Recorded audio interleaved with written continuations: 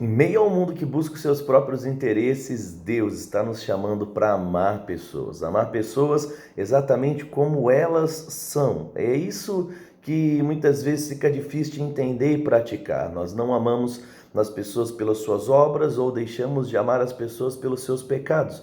Nós amamos porque elas são pessoas. Infelizmente, muitos têm confundido isso, porque amar alguém não significa apoiar ou concordar com os seus erros e as suas práticas. É por isso que as portas da igreja elas estão abertas para todas as pessoas, para que elas venham, mas para que elas não fiquem como elas estão. Quando nós olhamos para a Bíblia, nós temos aqui um manual de normas e condutas que deve ser seguido. A Bíblia diz que aquele que pecava não peque mais, aquele que vivia numa vida como escravo do pecado, através de Cristo, ele é liberto para agora fazer as escolhas que agradam a Deus. Ame as pessoas, independente daquilo que elas fazem, mas pregue para elas, ensine a palavra para que elas não continuem fazendo e cometendo os mesmos erros que até aqui elas estão cometendo. Hoje nós vamos crescer e vamos falar muito mais sobre isso, lendo 1 João 3, onde nós somos inspirados a amar pessoas. Mas antes disso, já deixa o seu like aqui no vídeo, se inscreve no canal, ativa o sininho para que você não possa perder mais nenhum vídeo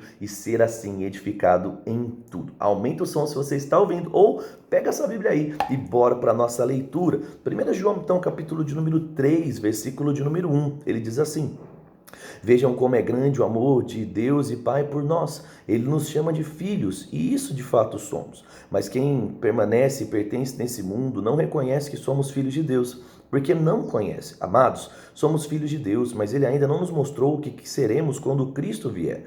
Sabemos, porém, que seremos semelhantes a Ele, pois o veremos como Ele realmente é. E todos que têm essa esperança se manterão puros como Ele é puro. Quem vive no pecado transgride a lei, pois todo pecado é contrário à lei. E vocês sabem que Ele veio tirar os nossos pecados, e nele não há pecado algum. Quem permanece nele não pode continuar a pecar, mas quem continua a pecar não o conhece e não entende quem Ele é. Olha que interessante. Então ele fala sobre o amor de Deus ao ponto de nos tornar filhos, mas ele fala também sobre uma atitude que nós temos que ter quanto a abandonar o pecado. E ele continua, verso 7. Filhinhos, não deixem que ninguém os engane a respeito de quando uma pessoa faz o que é justo, mostra que é justa, quando ele é como ele é justo. Mas quando continua a pecar, mostra também que pertence ao diabo, pois o diabo peca desde o início. Por isso, o Filho de Deus veio para destruir as obras do diabo. Aquele que é nascido de Deus não vive no pecado, pois a vida de Deus está nele. Logo, não pode continuar a pecar, pois é nascido de Deus. Assim, podemos identificar quem é filho de Deus e quem é filho do diabo. Quem não pratica a justiça e quem não ama o seu irmão também não pertence a Deus. Ou seja, existem diferença nas minhas atitudes da atitude daquele que não é nascido de novo. Se eu tenho Deus no meu coração, eu vou agir de um jeito. Se eu não nasci de novo, eu vou agir de outro jeito. É por isso que se você é cristão, você tem que parar de viver essa vida zoada que você está vivendo aí no pecado. Bora lá, verso 11. Essa é a mensagem que vocês ouviram desde o princípio, que amemos uns aos outros. Não sejamos como Caim, que pertencia ao maligno e assassinou seu irmão. E por que assassinou? Porque Caim praticava o mal e seu irmão praticava a justiça. Portanto, meus irmãos, não se surpreendam se o mundo os odiar. Se amamos os nossos irmãos, significa que passamos da morte para a vida. Mas quem não ama, continuará morto. Quem odeia o seu irmão já é assassino, e vocês sabem que nenhum assassino tem dentro de si a vida eterna. Sabemos o que é o amor, porque Jesus deu a vida por nós. Portanto, também devemos dar a vida por nossos irmãos. Se alguém tem recursos suficientes para viver bem e vê um irmão em necessidade, mas não mostra compaixão, como pode estar nele o amor de Deus? Filhinhos, não nos limitemos a dizer que amamos uns aos outros. Demonstremos essa verdade por meio de atitudes. Nossa, esse texto tem que estar grifado, né? Não amemos de palavras, mas de obras, né? Em outras versões ele diz. Ele fala assim: com isso saberemos que pertencemos à verdade e nos tranquilizaremos quando estivermos diante de Deus. E ainda que a consciência nos condene, Deus é maior que a nossa consciência, sabe de todas as coisas. Amados, se a consciência não nos condena, podemos ir a Deus com total confiança e dele receberemos tudo que pedimos, pois lhe obedecemos e fazemos o que lhe agrada. E este é o seu mandamento, que creiamos no nome do seu Filho Jesus Cristo. Amemos uns aos outros conforme ele ordenou. Aqueles que obedecem seus mandamentos pertencem nele, e ele permanece neles. E sabemos que ele permanece em nós, porque o Espírito que ele nos deu também permanece em nós. Então, se você nasceu de novo, existe uma vida que Deus aguarda de você. você uma vida de amor e uma vida de boas atitudes e boas escolhas, deixando o pecado de lado. O que passar disso é só uma mera religião vã, não é? É enganar a si mesmo. Bora lá então aqui, nós vamos de 2 Crônicas 36, 1. Então vamos lá. Ele diz assim: o povo da terra proclamou Joacás, filho de Josias, como seu sucessor em Jerusalém. A gente viu que Josias morreu, né? Joacás tinha 23 anos quando começou a reinar e reinou em Jerusalém por 3 meses. Foi deposto pelo rei do Egito, que exigiu de Judá o pagamento de 3.500 quilos de prata e 35 quilos de ouro como tributo. O rei do Egito nomeou Eliaquim, irmão de Joacás, rei de Judá, sobre Jerusalém, e mudou o nome dele para Jeoaquim. Depois, Neco levou Jeoacás para Egito como prisioneiro. Jeoaquim tinha 25 anos quando começou a reinar e reinou em Jerusalém por 11 anos. Fez o que era mal aos olhos de Deus. Então Nabucodonosor, rei da Babilônia, atacou Jerusalém e prendeu Joaquim com correntes de bronze. Depois levou para a Babilônia. Nabucodonosor também levou alguns dos seus tesouros do templo do Senhor e colocou em seu palácio na Babilônia. Os demais acontecimentos do reinado de Joaquim, incluindo todas as coisas detestáveis que ele fez e tudo que foi achado contra ele, estão registrados nos livros dos reis de Israel, de Judá, e seu filho Joaquim foi seu sucessor. Então, olha, vê que não prospera. Se faz aquilo que é errado, não prospera. Bora lá, verso 9. Joaquim tinha 18 anos quando começou a reinar e reinou em Jerusalém por 3 meses e 10 dias. Fez também o que era mal aos olhos do Senhor. E na virada do ano, o rei Nabucodonosor levou Joaquim para a Babilônia. Nessa ocasião, também levou os tesouros do templo do Senhor. Nabucodonosor nomeou Zedequias, tio de Joaquim, rei de Judá, e também sobre Jerusalém.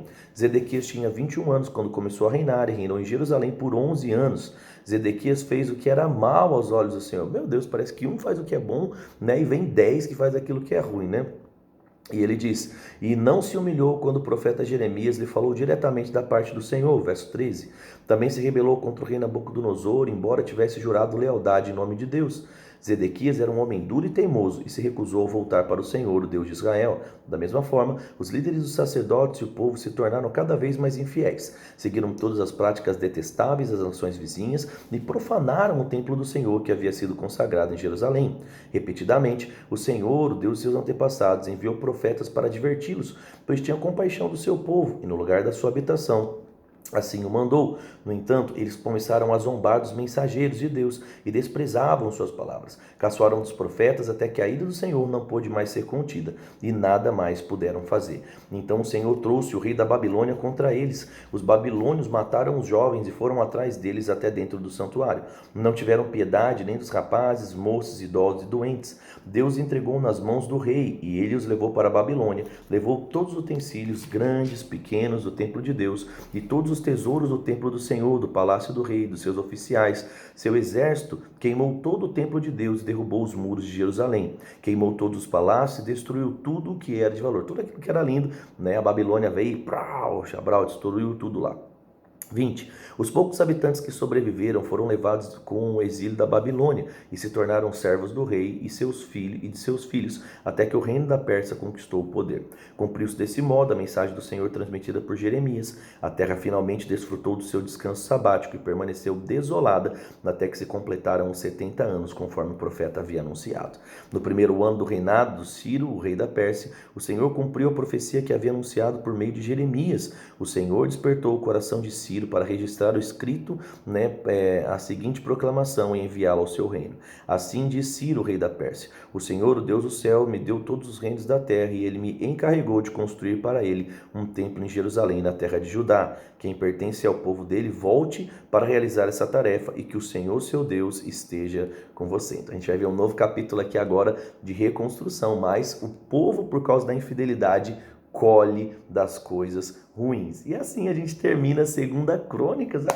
Mais um livro para conta. Estamos rumo, ao fim e já falta menos de 100 dias, 98 dias com mais precisão, Falta só para nós terminarmos de ler a Bíblia. Você está aí fiel, firme e forte.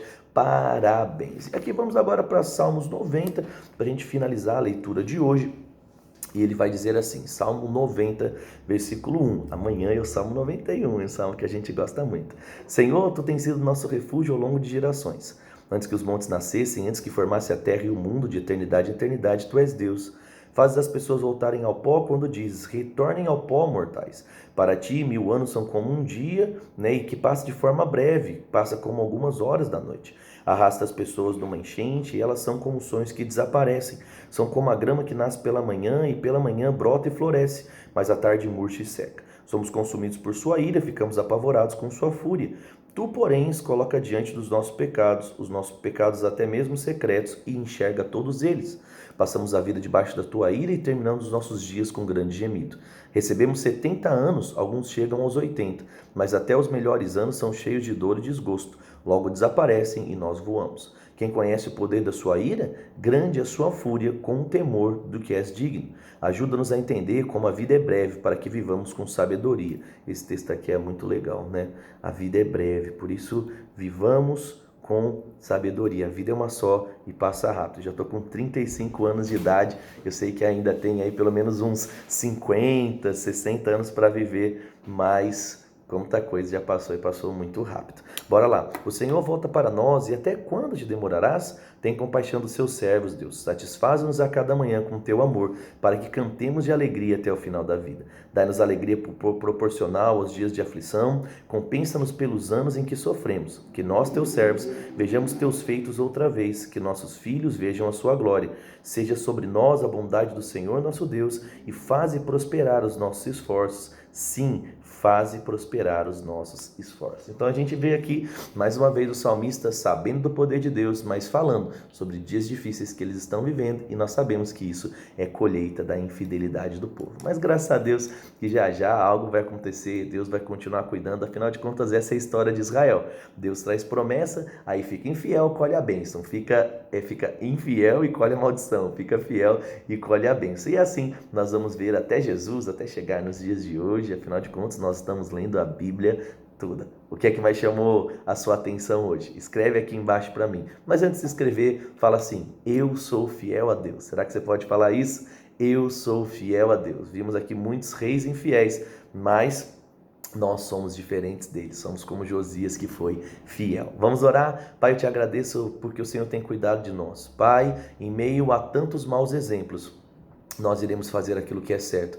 Em meio ao mundo corrompido, nós iremos escolher o Senhor. Iremos sim andar no amor para com as pessoas, mas também iremos mudar as nossas atitudes. Iremos trazer esse senso de santidade que o Senhor tanto espera de nós. Ao escolher corretamente, iremos agradar o seu coração. Eu te agradeço por tudo. Declaro mesmo, Pai, o teu Espírito guiando os passos de cada um dos meus irmãos, que juntos, ao praticar a palavra, possamos desfrutar de bênçãos na nossa família, na nossa saúde, tudo na nossa vida dando certo, para que o teu santo nome seja exaltado. Eu te agradeço por tudo. No nome de Jesus. Amém. Amém? Compartilhe esse vídeo com uma pessoa que você ama, manda no grupo da igreja, no grupo do ministério que você faz parte, e eu te espero amanhã no nosso próximo vídeo. Um grande abraço. Segue lá no Instagram também, o Leandro Machado. Um grande abraço, fique com Deus e tchau, tchau.